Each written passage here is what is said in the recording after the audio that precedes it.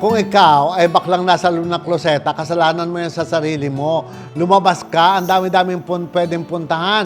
May mga tinatawag na gay march, may mga tinatawag na gay bar, may mga affair ng mga gay. Bakit ka magtatago? Lumabas ka at magpakasaya ka because life is very short. Bakit kailangan maging malungkot ang buhay mo? Again, like ko sinasabi, to everyone, babae man, lalaki, babae, tukling, or tomboy. Anything that happens to yourself is your own responsibility. Pag kinulong mo ang sarili mo sa kloseta, wala kang pwedeng sisihin sinuman in the future. Because you did not do your part. You did not get out of the shell. Ikinulong mo ang sarili mo.